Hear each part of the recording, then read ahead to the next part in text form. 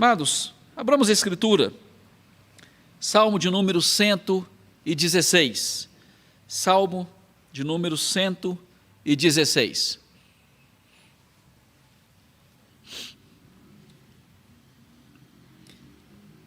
Se o Senhor permitir, o objetivo que tenho proposto é trabalharmos, iniciando hoje, e mais 2 semanas neste Salmo de número 116.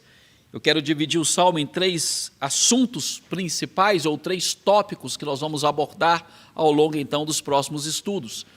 Hoje nós vamos fazer uma abordagem geral do Salmo 116, enfatizando o aspecto do amor de Deus ao seu servo e dos compromissos que esse servo de Deus faz, uma vez que ele foi atendido e socorrido pelo Senhor de uma forma tão maravilhosa. Deus o livrou da morte, e ele então faz diversos compromissos, votos ao Senhor, e então nós vamos estudar isso aqui nesta noite. A segunda mensagem que eu quero trazer com base no Salmo 116, vai do verso 3, mais especificamente até o verso de número 11, quando ele descreve os tipos de aflições que ele viveu. Ele teve diversas tribulações, laços de morte, angústia do inferno, e ele descreve uma série de situações distintas, e inclusive chega a afirmar que todo homem é mentiroso, ou seja, a ideia de algum tipo de decepção com os relacionamentos, com aqueles que estavam ao seu redor. Então, no meio de tanta luta, de tanta dificuldade, ele vai falar também de uma forma tão maravilhosa as verdades a respeito do Senhor. Deus é justo, Ele é bom, Ele é compassivo, Ele ouve e Ele atende o clamor. Então nós vamos falar disso no próximo estudo. E no último estudo, nós vamos falar de um tema que é um pouco, aparentemente, controverso ou estranho, ou pelo menos não ouvimos falar tanto a respeito. Como lidamos com a morte? A morte é uma realidade universal, todos nós um dia iremos morrer. Mas, de maneira particular, como o servo de Deus tem que lidar com a morte? Enfrentar a morte, ter a compreensão a respeito do que a Escritura fala sobre a morte. E o texto nos vai dizer no verso 15, preciosa é aos olhos do Senhor a morte dos seus santos. Então nós vamos falar um pouco sobre esse assunto no último estudo. Hoje nós vamos fazer então a leitura de todo o Salmo, isso nós vamos repetir em cada estudo, mas o objetivo hoje é uma abordagem mais geral. Um tema que eu quero que vocês pensem nesse momento é como encontrar descanso em meio às aflições e lutas da vida. Onde encontrar o verdadeiro descanso? Essa é a temática que nós vamos defender hoje. No Senhor está esse descanso, mas nós vamos fazer uma abordagem em todo o Salmo. Então, vamos fazer a leitura e eu convido então que acompanhem. O salmista diz: amo o Senhor, porque Ele ouve a minha voz e as minhas súplicas. Porque inclinou para mim os seus ouvidos, e invocá-lo-ei enquanto eu viver. Laços de morte me cercaram, e angústias do inferno se apoderaram de mim, caí em tribulação e tristeza. Então invoquei o nome do Senhor.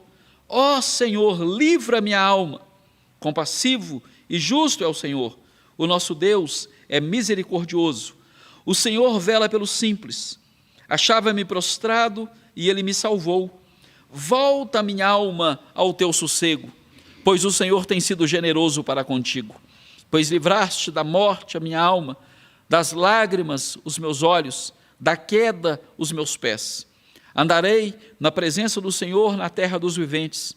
Eu cria, ainda que disse, estive sobremodo aflito. Eu disse na minha perturbação, todo homem é mentiroso. Que darei ao Senhor por todos os seus benefícios para comigo? Tomarei o cálice da salvação e invocarei o nome do Senhor. Cumprirei os meus votos ao Senhor na presença de todo o seu povo. Preciosa é aos olhos do Senhor a morte dos seus santos. Senhor, deveras sou teu servo, filho da tua serva, quebraste as minhas cadeias. Oferecer-te-ei sacrifícios de ações de graças e invocarei o nome do Senhor. Cumprirei os meus votos ao Senhor na presença de todo o seu povo, nos átrios da casa do Senhor, no meio de ti, ó Jerusalém. Aleluia. Salmo, então, lido, Salmo de número 116. O Salmo começa com uma declaração de amor. A primeira expressão, no verso 1, é: amo o Senhor. Amo o Senhor. É importante lermos a Escritura fazendo algumas perguntas. Via de regra, eu faço perguntas e gostaria que vocês pensassem e refletissem bastante a respeito dessas perguntas. A primeira pergunta, então, para não perder o costume: você ama o Senhor? E se ama o Senhor, como demonstra esse amor? E se ama o Senhor, eu espero que a resposta seja positiva, todos nós amamos o Senhor, por que nós amamos o Senhor? Então são algumas perguntas que vale a pena refletir. O salmista afirma isso no início do salmo: amo o Senhor. Eu quero convidá-los a abrir a Escritura na primeira carta de João. Primeira carta, no finalzinho aí do Novo Testamento, primeira epístola de João, capítulo de número 4. Então, na primeira epístola de João, capítulo 4, do verso de número 7 até o verso de número 10. João vai falar algumas coisas a respeito do amor, só para a gente entender um pouco a ideia que o salmista expressa no início do salmo: amo o Senhor. Ele vai dar as razões, nós falaremos disso daqui a pouco, mas amo o Senhor. João, ele usa a expressão amor, amar o próximo, amar a Deus, ser amado por Deus, insistentemente nas suas cartas. Aqui não é diferente. E ele diz assim, verso 7 da primeira carta, capítulo 4: amados, amemo-nos uns aos outros, porque o amor procede de Deus. Todo aquele que ama é nascido de Deus e conhece a Deus. Aquele que não ama não conhece a Deus, pois Deus é amor. Nisto se manifestou o amor de Deus em nós, em haver Deus enviado o seu Filho unigênito ao mundo para vivermos por meio dele. Nisto consiste o amor, não em que nós tenhamos amado a Deus, mas em que ele nos amou e enviou o seu Filho como propiciação pelos nossos pecados. Que precioso isso. Amamos o Senhor. Amamos o Senhor. João diz que nós amamos o Senhor, mas ele descreve melhor a ideia do amor e diz: na verdade, é Deus que nos amou primeiro. Nós amamos a Deus porque Ele nos amou primeiro. E a grande prova desse amor de Deus que foi revelado a nós foi Ele enviando o seu Filho unigênito para morrer na cruz para nos resgatar. Ele nos comprou com preço de sangue.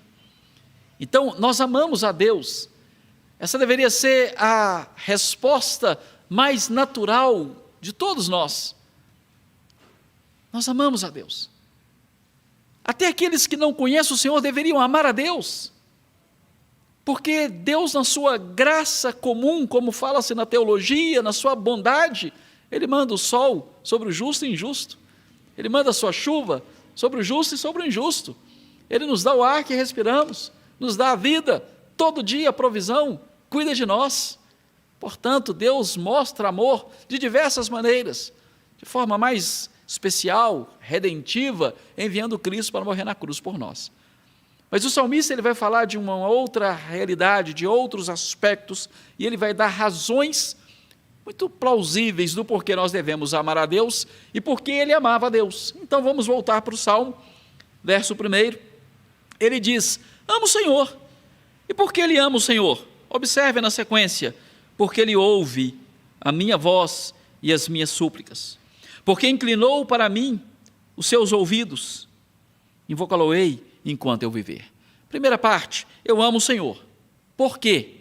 Primeira razão que ele apresenta: porque esse Deus que eu amo, Ele é um Deus que ouve.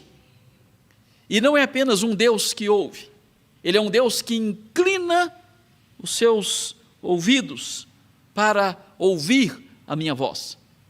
A ideia não é apenas de escutar um ruído, mas é de alguém que ouve atentamente. Deixe-me dar um exemplo bem simples. Todos nós ouvimos ruídos, barulhos, ouvimos passos, pessoas passando ao redor. Nós não conseguimos identificar quem é que está passando. Apenas escutamos o ruído, identificamos que tem alguém caminhando, mas apenas escutar assim não nos dá condição de identificar quem vem. Mas no contexto doméstico, via de regra, nós sabemos e identificamos alguém que vem apenas pelo caminhar. Uma mãe é especialista nisso. O filho entra pela porta da sala, sabe, fulano entrou. Pode ser 5 filhos, 10 filhos, ela não confunde, porque aquele ouvir é um ouvido mais aguçado, atento, porque identifica detalhes. A ideia de se inclinar para ouvir é alguém que está abrindo mão de todas as outras coisas para prestar atenção somente naquele ponto em particular. Talvez você já tenha experimentado isso numa conversa com alguém, talvez ali entre o casal, entre algum amigo, alguém do trabalho, você está conversando e a pessoa está atentendo às outras coisas e não presta atenção, e você de repente para e fala assim, você está me escutando? E a pessoa balança a cabeça assim, estou escutando. Mas talvez você perguntasse, você está me ouvindo? Você está entendendo o que eu estou falando? A resposta seria outra. Não, fala de novo aí, me desculpa, eu não estava prestando atenção não, distraí. Há um tipo de escutar e há um tipo diferente de ouvir. E o salmista está dizendo, eu amo o Senhor, porque o Senhor, Ele escuta a minha voz, porque Ele se inclina, Ele inclina os ouvidos para ouvir o que eu estou falando. Amados, isso é uma preciosidade. Esse Deus, que é o Deus Todo-Poderoso, Criador dos céus e da terra, o Deus que é o totalmente outro, o Deus que é transcendente, o Deus que é soberano, e de repente Ele se inclina para ouvir a minha voz, o meu clamor, escutar o meu choro, escutar a minha angústia. O salmista ama o Senhor. Ele está falando de um amor, não de um amor apenas assim, de algum sentimento distante, mas já está falando de uma relação de afeto para um Deus que é pessoal. Ele ouve a minha voz. Deus escuta, mas Ele está ouvindo a minha voz em particular. Eu estou falando, Ele está me ouvindo. Aqui mostra uma relação muito pessoal, muito íntima. Esse Deus que é um Deus presente, o Deus que nos amou e que se inclina para nos atender. O salmista está dizendo, eu amo o Senhor. Razões? Ele me ouve, Ele atende a minha voz, Ele se inclina para ouvir quando eu clamo a Ele. E diante dessa realidade, dessa experiência do salmista, ele afirma no verso 2, ao final do verso, invoca-lo-ei, enquanto eu viver. E aqui nós temos então a primeira afirmação que o salmista faz, e eu quero apresentar aqui 3, nessa introdução do Salmo 116 hoje. Ele faz 3 afirmações pontuais por causa dessa relação de intimidade, de proximidade, essa relação pactual, essa relação de um Deus que é presente, que é o Deus Emanuel, que é o Deus que está sentado no seu trono, mas é o Deus que também entra na nossa história e que nos alcança de maneira tão maravilhosa. Ele faz 3 afirmações. A primeira afirmação está aqui no verso, então, 2, no final, invoca-lo-ei enquanto eu viver. Já que Deus me ouve, e eu amo esse Deus, então eu vou falar com Ele. Eu vou invocá-lo todos os dias da minha vida enquanto eu viver. A relação que eu quero ter com Deus não é uma relação distante, de falar com Deus de vez em quando. Na hora do aperto eu vou buscar a Deus. Uma vez, quando tiver vontade, ali eu vou orar, vou buscar o Senhor. Hoje eu senti vontade de orar. Não é esse tipo de relação que o salmista apresenta. Ele diz, eu amo o Senhor, Ele me ouve, Ele escuta a minha voz. Qual que é o compromisso que eu faço? A afirmação que Ele está dizendo? Eu vou falar com Ele todo dia. Eu vou invocar o Senhor todos os dias, enquanto eu viver. Quantos de nós invocamos o Senhor todos os dias?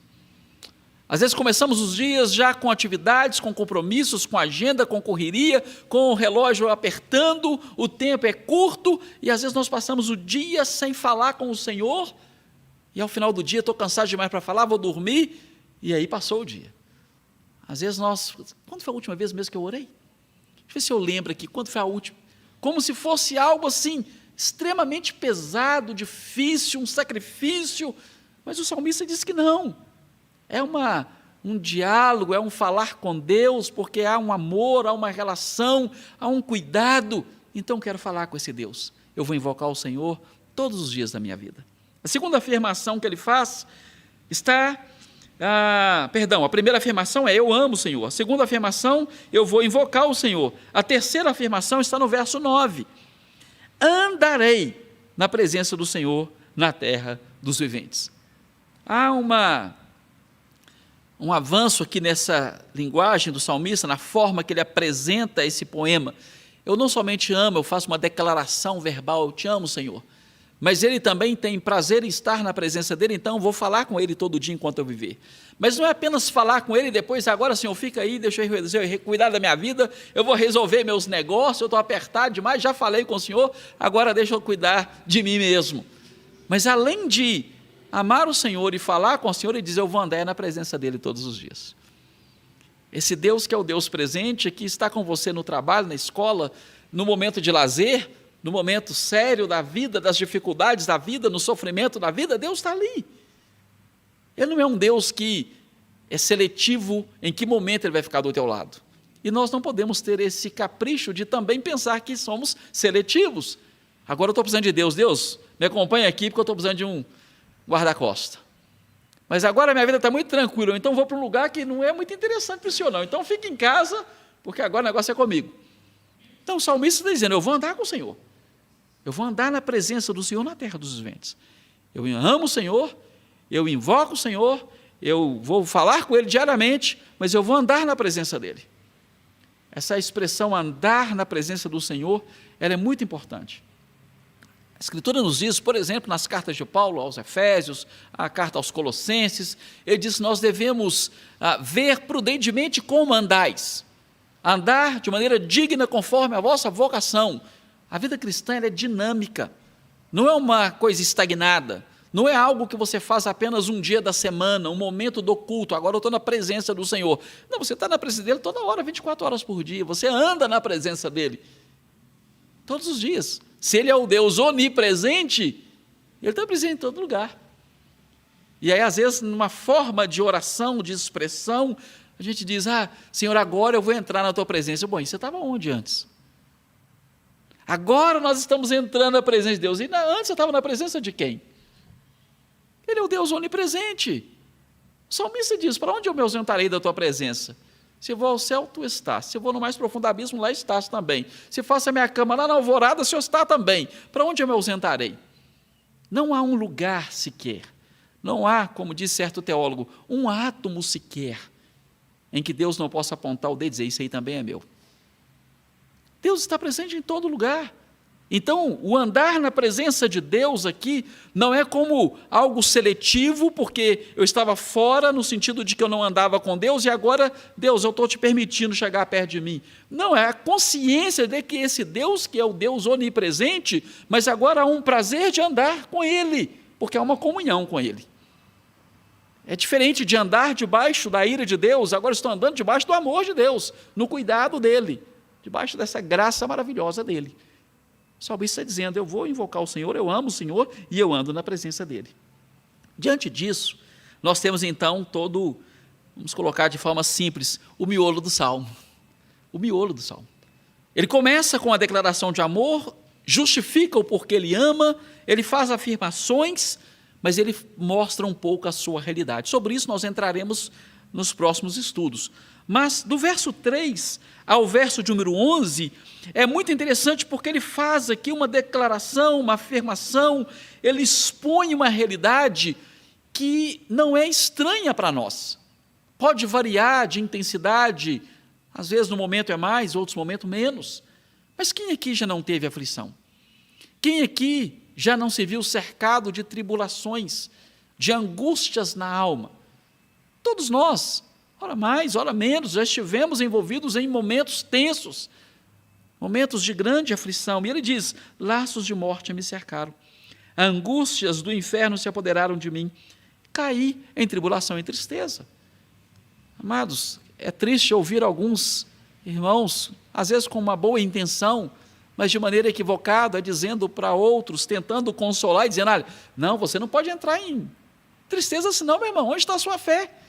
Como se crente fosse quase que um extraterrestre, vive fora do mundo, não é afetado pelas coisas do mundo. As coisas do mundo nos afetam sim, uma má notícia, uma enfermidade, uma dificuldade, um conflito no lar, a inflação, é o preço da gasolina, tudo, nós vivemos no mundo, essas coisas nos afetam, é o perigo, a violência, a corrupção, a maldade, nós somos afetados por essas coisas. Não é porque nós servimos ao Senhor, amamos o Senhor, confiamos na bondade, na graça e misericórdia dEle, que esses males não vão nos afetar. E o salmista, como eu disse no início dessa exposição do livro de Salmos, eu amo Salmos, porque Salmos são gente comum. Não que o resto da Escritura não seja, mas a ideia, a forma literária é alguém relatando a sua luta com naturalidade, o seu medo, a sua frustração, o seu desespero, o seu clamor. Não é alguém que está fora dessa realidade. Aqui não é alguém que está simplesmente num gabinete muito bem organizado, montado, sem tribulação nenhuma na vida, e simplesmente contando, olha, quando você sofrer, eu não passo por isso não, mas o dia que você sofrer, faça tal coisa. Não, é alguém de carne e osso, que também sofre, que também chora, que também entristece, que também padece, e que está relatando a sua própria realidade. Laços de morte me cercaram, angústias do inferno se apoderaram de mim, me vi em tristeza, em fraqueza. Quem já não se viu assim? É porque eu estou perdendo a fé? Talvez não. Talvez a tribulação está grande mesmo, a angústia é profunda mesmo. Laços de morte. Mas o salmista continua. O que ele faz diante disso? Então, invoquei o nome do Senhor. E em resumo tem o seu clamor: ó Senhor, livra minha alma. Certamente a oração dele não resumiu nessa frase, mas a de Pedro sim. Lembra do episódio de Pedro, quando ele foi andar sobre as águas, e de repente ele prestou atenção no vento, nas ondas e tal, e ele começa a afundar, e diz: Senhor, salva-me. Foi só isso a oração. E o Senhor estende a mão e tira ele dali. Às vezes a nossa oração se resume em um grito de socorro: Senhor, tem misericórdia. Mas às vezes a oração ela é mais elaborada. Você vai gastar um tempo a mais orando, e na sua oração você vai relatar o que te aflige, qual que é a luta, qual que é o medo, qual que é a angústia. Mas Deus ouve, Deus ouve. Ele já havia dito isso, Ele ouve a minha voz, Ele atende a minha súplica. O salmista então clama, ele pede para o socorro. Tem uma mensagem do Spurgeon, ele fala sobre oração, ele diz: ninguém tem motivo para não orar. Se você tem voz, você pode abrir a sua boca, falar com Deus e orar com voz forte e clamar ao Senhor, Ele ouve a sua voz. Mas se você está prostrado, está acamado, está doente, está fraco, você pode orar deitado no seu leito de enfermidade, orar em voz baixa e falar com Deus. Ele também te ouve na sua casa, Ele também te ouve no seu leito.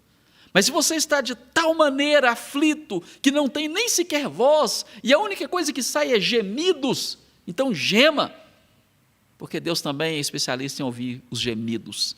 Até o Espírito intercede por nós com gemidos inexprimíveis, mas ainda que seja gemendo, mas ninguém não tem desculpa para não orar. Interessante pensar nisso. E o salmista ele está falando de aflição, e ele não diz: olha, diante de tamanha aflição, então justifica eu não orar, porque a minha vida está muito difícil. Quando passar a tribulação eu vou orar. Quando as coisas melhorarem, aí eu volto a buscar. Ele diz: não, é nesse momento tenso que ele busca o Senhor, ele clama o Senhor, e ele faz algumas afirmações maravilhosas a respeito do Senhor. Ele diz no verso 5, o Senhor é compassivo e justo. Oração envolve reconhecer e declarar os atributos de Deus. Oração não é só uma lista de pedidos. Oração também é um momento de expressar e reafirmar os atributos de Deus e declarar isso. Deus é compassivo, Deus é justo, Ele é o Senhor, Ele é o nosso Deus, Ele é misericordioso, Ele vela pelos simples. Tudo isso o salmista está afirmando. Ele está fazendo declarações de fé. Ele sabe quem é o Senhor. Não é uma oração vazia, não é uma oração ao acaso, não é jogar a palavra ao vento. Ele sabe a quem ele está dirigindo a sua oração. Mas ainda tem mais. Ele diz: achava-me prostrado e Ele me salvou. Ele me salvou. É naquele momento de prostração. Eu não precisei resolver meus dilemas sozinhos, e depois que a minha vida estiver toda estabilizada, tudo em ordem, aí agora sim eu vou apresentar a minha oração, porque agora eu estou bem, agora eu posso voltar à casa do Senhor. Eu estou dizendo: não, é naquele momento da angústia mesmo, da aflição, eu invoquei o Senhor. Eu estava prostrado, eu clamei o Senhor, e Ele me salvou. E aí ele faz essa afirmação no verso 7, que foi o que eu perguntei no início: como encontrar descanso em tempos de aflição? O que o salmista diz aí? Volta minha alma ao teu sossego. Aquieta-te, aquieta minha alma. Agitação veio, as turbulências veio, tribulação veio, laços de morte me secaram, caí em tristeza e angústia.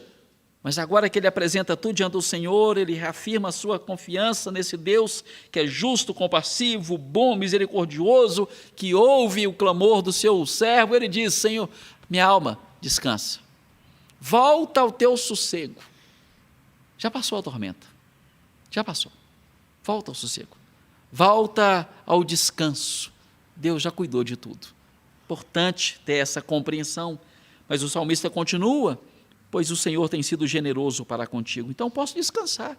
Já que Deus está sendo generoso comigo, Ele está cuidando de mim, Ele está ouvindo a minha oração, Ele está ouvindo a minha voz, Ele se inclina para ouvir o meu clamor, então eu posso voltar ao descanso, porque Deus tem sido generoso. Ele me livrou a alma da morte, das lágrimas dos olhos, da queda dos pés.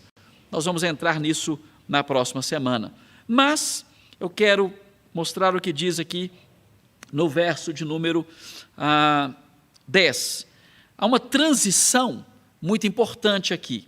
E aí eu vou mostrar na sequência os compromissos. O salmista diz: eu cria, ainda que estive sobremodo aflito. Ele não diz aqui que no momento da aflição a sua fé aumentou. Ele não diz que no momento da aflição também ele abandonou as suas convicções. Mas o que ele está afirmando é: eu cria, ainda que ele estava aflito, sobremodo aflito. O texto que nós lemos na carta de Paulo aos Coríntios, na segunda carta, ele fala sobre vasos de barro, que tem um tesouro maravilhoso que está sendo colocado em vasos de barro, e ele fala de uma série de possibilidades de provações, tribulações, medos e angústias. Ele diz exatamente esse verso do Salmo. Ele diz: eu cria, ainda que estive sobremodo aflito. Eu creio, ainda que. Ainda que, às vezes a resposta não vem do jeito que eu quero, na hora que eu quero, no momento exato que eu clamei, mas eu creio, ainda que. Crer depois que já passou. Alguém disse uma certa vez, eu achei interessante, Miriam cantou quando ela passou o Mar Vermelho. Lembram do episódio? Eles cruzaram ali o Mar Vermelho e Miriam cantou e dançou, e ela estava alegre porque cruzaram o mar. E alguém disse: cantar depois que cruzou é muito fácil. O negócio é cantar antes, quando o exército vem, o barulho do cavalo está chegando, e todo mundo está clamando: Moisés, você nos trouxe para morrer aqui? Às vezes nós esperamos passar toda a tormenta, para a gente poder expressar alguma palavra de louvor e gratidão. É bom a gente olhar que a fé, ela opera ainda que. A nossa esperança no Senhor tem que acontecer ainda que. Senhor, Tu sabes a minha fraqueza. Tu conheces a minha estrutura, sabe que eu sou pó. O Senhor sabe a minha dificuldade, sabe que eu não tenho estrutura para suportar isso ou aquilo, mas se o Senhor está permitindo eu passar por isso ou por aquilo, Senhor, me sustenta na minha fragilidade. Uma fé que espera ainda que. Ainda que. Não é só depois que, mas é ainda que. Confiar no Senhor, eu cria, ainda que. Essa é a expressão de fé que o salmista está declarando. Ele ama o Senhor, ele foi guardado, ele foi livrado da morte, ele foi protegido, mas agora ele diz: eu cria, ainda que.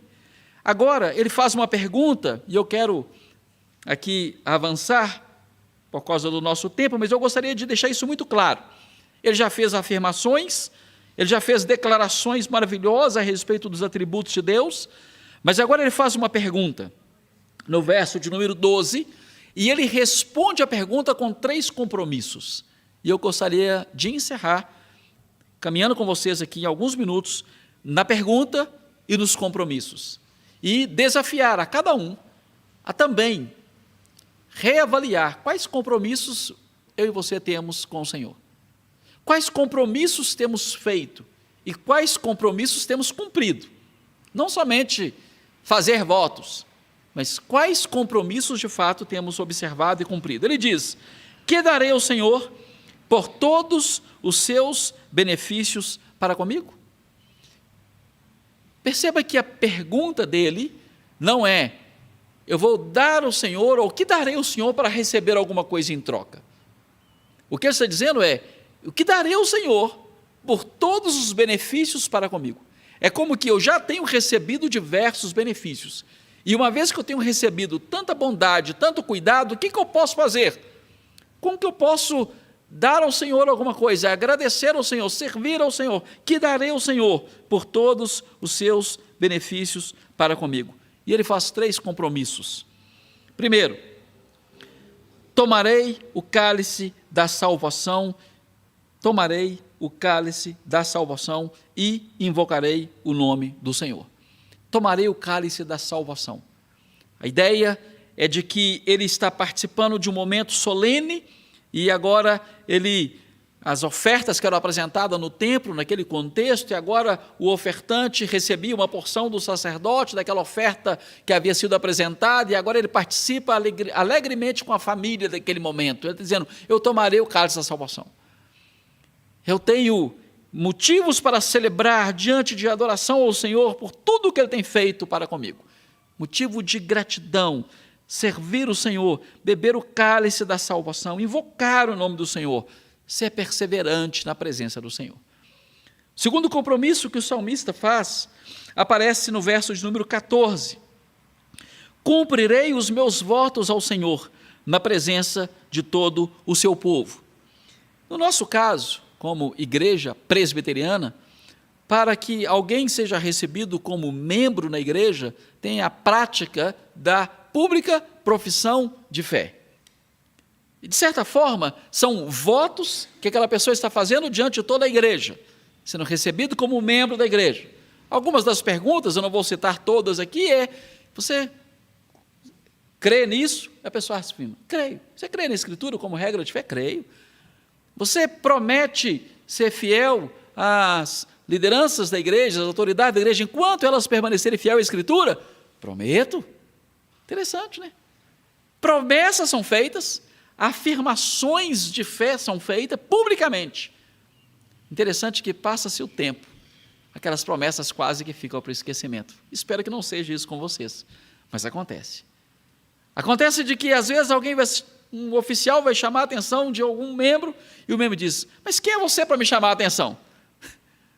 Deveria ser a resposta mais simples, eu sou o oficial da igreja que você prometeu lá naquele dia que ia obedecer. Simples assim. São votos.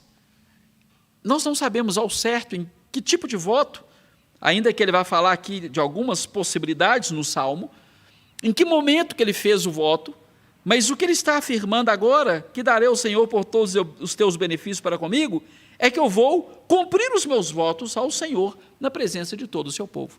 Talvez naquela hora da aflição, quando cadeias o cercaram, como a angústia do inferno estavam cercando a sua vida, quando ele se via quase à beira da morte, poderes ali atormentando a sua vida, ele tenha feito algum voto ao Senhor, algum compromisso, Senhor, se o Senhor me livrar, Senhor, tenha misericórdia de mim, me livra dessa, eu vou fazer isso, eu prometo que eu vou fazer isso, eu vou fazer aquilo. Talvez vocês já tenham feito algum voto ao longo da sua jornada. Prometo, Senhor, a partir de hoje eu vou orar mais. A partir de hoje eu vou ler a Escritura mais. A partir de hoje eu vou ser mais comprometido. Aí passa-se o tempo, aquele voto fica no esquecimento. O salmista está dizendo, uma das maneiras de que darei ao Senhor por todos os seus benefícios para comigo, é ser leal naquilo que eu falei. Eu vou cumprir o que eu prometi. Eu não falei só na hora da atenção, mas eu esqueci o que eu falei. É importante, e aí fica uma dica, ponha no papel. Ponha no papel. Votos que são feitos só de boca para fora, você vai esquecer. Mas ponha no papel. Escreva na contracapa da sua Bíblia. E de tempo em tempo leia o teu voto. E verifique, está cumprindo? Prometo que esse ano eu vou ler a Bíblia toda. Está lendo? Prometo que essa semana eu vou tirar tantas horas, tantos dias para estar orando, vou interceder para o fulano. Está fazendo? Eu conheço um pastor que tinha feito um compromisso de sempre estar intercedendo, orando pelas pessoas que pediam oração. Às vezes na porta da igreja, você está terminando o culto, vai cumprimentar os irmãos, aí alguém chega ali, pastor, orar para fulano está passando, está certo, eu vou orar. Acabou, não lembra nunca mais. Passou. E esse pastor então ele diz, olha, eu fiz um compromisso, isso estava me incomodando demais. Agora todas as vezes que alguém pede, pastor, ora para fulano, vamos orar agora. Para o que está fazendo, E eu já presenciei isso, estava no carro com ele, indo para uma certa visita, alguém liga, pastor, você pode orar por fulano, tal. Ele parou o carro no acostamento, vamos fazer isso aqui agora, espera aí. E já parou o carro, vamos orar. Importante, ele fez um compromisso, ele estava percebendo que ele prometia demais, eu vou orar por você, e não orava. Ele falou, não, a partir de agora não, eu vou cumprir meu voto, se eu falei que eu vou orar, vamos orar. Mas, irmãos, nós precisamos levar a sério. Quantas coisas nós falamos com Deus, ou falamos para Deus, e que só falamos e nunca cumprimos. E o salmista está dizendo, eu vou cumprir meus votos que eu fiz ao Senhor, na presença de todo o seu povo. Eu não vou fazer as coisas às vezes escondidas, eu não vou fazer disfarçadamente, eu vou fazer para que todos saibam, estou cumprindo o meu voto. Aquilo que eu prometi, eu vou fazer. E a terceiro compromisso que o salmista faz, está no verso de número 17, oferecer-te-ei sacrifícios de ações de graças. E ele repete o que ele já havia falado, e invocarei o nome do Senhor. Oferecer-te-ei sacrifícios de ações de graça. Amados irmãos, que coisa preciosa. Eu vou tomar o cálice da salvação, eu vou cumprir os meus votos, e eu vou apresentar ao Senhor sacrifícios de ações de graça. Ações de graça. Quantos de nós temos esquecido ao longo da vida a prática de ações de graças? Apresentamos, às vezes, a oração como uma lista de supermercado. Senhor, aqui minha lista, preciso disso, isso, se possível rápido. E terminamos a oração, saímos correndo. Ações de graça. A Escritura diz em Filipenses, quando Paulo exorta a não andarmos ansiosos, ele diz, antes, porém, sejam conhecidas diante de Deus todas as vossas necessidades por meio da oração e súplica com ações de graça. Ações de graça. Oração, súplica, ações de graça. Começamos a oração reconhecendo o Senhor como o modelo ali da oração do Pai Nosso, né? Pai Nosso que está no céu, santificado seja o teu nome, mas terminamos com ações de graça. Ações de graça. A vida cristã também tem que ter ações de graça. Por que você já agradeceu a Deus hoje? O que você já pediu a Deus hoje? Mas o que você já agradeceu a Deus hoje? O salmista faz, então, um compromisso de beber o cálice da salvação, de cumprir os votos e de ser grato. Oferecer sacrifícios de ações de graças. Ser grato. Gratidão é algo que precisa ser desenvolvido na vida cristã. Gratidão que às vezes nós cobramos dos filhos em casa, tem que agradecer, tem que falar muito obrigado, né? Coisas do tipo, para incentivá-los a serem corteses, mas que na vida cristã às vezes nós colocamos de lado. Pedimos, esperamos respostas, esperamos. Gratidão. Mude a conduta. Compromissos diante de Deus, de ser grato a Deus também. Essa é só a primeira parte do Salmo. Salmo pequeno, Salmo que 19 versículos apenas, mas um salmo muito rico. O salmista passa por momentos diversos na vida, de grandes aflições. Nós não conseguimos nem sequer entender todas as lutas que ele havia passado, mas diante de tudo isso, diante dessa realidade de um Deus que é amoroso e que ouve, ele corresponde a esse amor, dizendo, amo o Senhor, ele me ouve, ele inclina para mim, ele entende e ele atende o meu clamor, então eu vou fazer compromissos, eu vou invocá-lo, eu vou andar na presença dele, eu vou servir o Senhor por todos os dias da minha vida. Mas também ele tem compromissos pelo aquilo que Deus já fez. Ele tem um compromisso de tomar o cálice da salvação, ele tem um compromisso de cumprir os votos e ele tem um compromisso de ser grato a Deus. Amados, que o Senhor nos ajude a desenvolver essas coisas na nossa vida também. Não é ter uma falsa espiritualidade, que se eu creio em Deus eu não vou passar por luta. A Bíblia não diz que o crente não passará por luta, pelo contrário, afirma categoricamente, no mundo passais por aflição, mas tende bom ânimo, eu venci o mundo. A virtude da vida cristã não é não passar por luta, mas é passar pela luta bem acompanhado, porque o Senhor está conosco na hora da luta.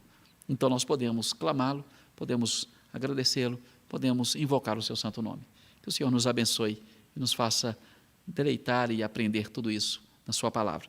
Na próxima semana, se o Senhor permitir, nós vamos tratar do verso 3 ao verso 11 mais detalhadamente sobre as angústias do salmista e os atributos de Deus que é relatado aqui como esse Deus que atende e que conhece as suas lutas. E no último estudo, se o Senhor permitir, verso 15, como que o cristão lida com a morte? Vamos curvar a cabeça? Vamos orar ao Senhor neste momento. Amado Deus, nós te louvamos pela tua bondade, pelo teu cuidado, pela oportunidade que temos de ler uma porção da tua palavra e aprender um pouco mais daquilo que o Senhor tem para nos ensinar. Ajuda-nos, ó Deus, a entender que na vida e neste mundo caído nós passamos por aflições, tribulações, decepções, e nada disso é estranho àqueles que temem o teu nome. Mas sim, ó Deus, apesar das aflições, que possamos afirmar como o salmista, eu também criei, ainda que estive sobremodo aflito. E que essa fé, que é fé no Senhor, no teu caráter, na tua pessoa, que é um Deus santo, compassivo, justo, bom, possamos, ó Deus, descansar e aquietar a nossa alma na tua presença. Faça-nos também, ó Deus, leais no cumprimento dos nossos votos, de invocar o teu nome, de tomar do cálice da salvação, de cumprir nossos compromissos, nossos votos feitos diante do Senhor e diante do teu povo, mas também de termos um coração agradecido por todos os benefícios do Senhor para com cada um de nós. Assim oramos em nome de Jesus. Amém e amém.